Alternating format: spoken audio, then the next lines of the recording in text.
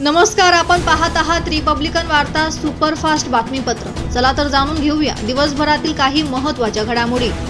जिल्हा शल्यचिकित्सकांवरील आरोप फोल, तक्रारदारातच अडचण। नाशिकच्या जिल्हा शल्यचिकित्सक आणि गेटवेल डिस्ट्रीब्युटरवरील आरोप फोल ठरलेत। पोलीस तपासात तक्रारदार पुखराज जैन यानेच 15 लाखांची खंडणी मागितल्याचं समोर आलंय। मुंबई नाका पोलिसांनी जैनवर गुन्हा दाखल केला असून प्रकरणाचा सखोल तपास सुरू आहे। पाहूया पुढील बातमी। बडी दर्गा संदल शरीफ उत्सव धार्मिक उत्साहात पार पडला। नाशिकच्या बडी दर्गा येथील हजरत सदिक शाह हुसेन बाबा यांचा 397 संदल शरीफ गुरुवारी धार्मिक उत्साहात पार पडला।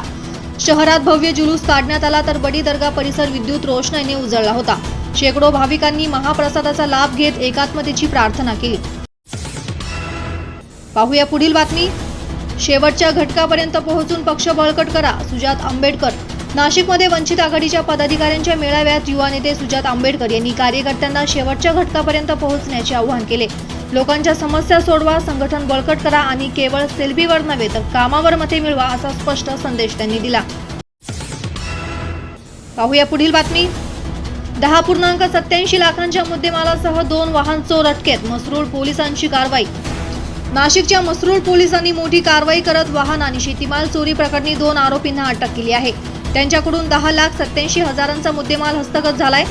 वाहन, शेतीमाल आणि मोबाईल असा एकूण 5 गुन्ह्यांचा तपास उकलण्याचा पोलिसांना यश आलं आहे। पाहूया पुढील बातमी। अनुसूचित जातींच्या जमिनीवर दरोडा, पोलिसांकडून दुर्लक्ष। पैठणजवळ रहाट गावात अनुसूचित जातींच्या कुटुंबाच्या जमिनीवर दरोडेखोरांनी अवैध ताबा घेत मारहाण, लूट आणि धमक्या दिल्या। पोलिसांनी तक्रार न घेत कुटुंबाला हकलले। पीडितांनी जिल्हा पोलीस अधीक्षकाकडे धाव घेतली असून अजूनही आरोपी जमिनीवर अडून बसले आहेत। पाहूया पुढील बातमी। आदिवासी निधीच्या अपहारावर वंचितचं आक्रमक आंदोलन। नाशिकच्या आदिवासी विकास भवनावर वंचित बहुजन आघाडीने निधी अपहाराविरोधात आक्रमक आंदोलन छेडले। सुजात आंबेडकरांच्या नेतृत्वात दलित आदिवासी कार्यकर्त्यांनी जोरदार घोषणाबाजी केली। मागण्या मान्य न झाल्यास जिल्हाधिकारी कार्यालयासमोर धरणे आंदोलनाचा इशारा देण्यात आलाय। पाहूया पुढील बातमी। वंचितच्या भाजप विरोधी निर्धार, युतीचा निर्णय लवकरच। नाशिकमध्ये वंचित नेते सुजात आंबेडकर यांनी स्पष्ट केले की भाजप सोबतच्या मित्र पक्षांना वगळूनच युतीचा किंवा स्वतंत्र लढाईचा निर्णय प्रकाश आंबेडकर घेतील। स्थानिक निवडणुकांसाठी पक्ष सज्ज आहे असंही त्यांनी सांगितलं। विविध अपघातांवरून त्यांनी केंद्र राज्य सरकारवर सडकून टीका केली। पाहूया पुढील बातमी। राहुरीत बस दुचाकी अपघात, दुचाकी स्वार ठार। राहुरी फॅक्टरीजवळ बस आणि दुचाकीचा भीषण धडक होऊन रामेश्वर कांतीलाल जगताप यांचा जागीच मृत्यू झालाय। अकलूजवरून येणाऱ्या एसटी बस समोरून आलेल्या दुचाकीला न्यू इंग्लिश स्कूल जवळ जोरदार धडक बसली। घटनास्थळी मदतीला धावलेल्या नागरिकांनी त्यांना रुग्णालयात दाखल केलं, मात्र उपचारापूर्वीच मृत घोषित करण्यात आलं। पाहूया पुढील बातमी। कुरेशी टोळी हद्दपार, पोलिसांचा कठोर इशारा। अहिल्यानगरमध्ये गोवंशीय कत्तल करणाऱ्या कुख्यात कुरेशी टोळीवर पोलिसांनी मोठी कारवाई करत वसीम, आदिल आणि शफीक या तिघांना 1 वर्षासाठी जिल्हाबाहेर हद्दपार केले। पोलीस अधीक्षक सोमनाथ घारगे यांच्या निदर्शनाने ही कारवाई झाली असून अशा गुन्हेगारांविरोधात हद्दपारीची मोहीम सुरू असल्याचं त्यांनी स्पष्ट केलंय।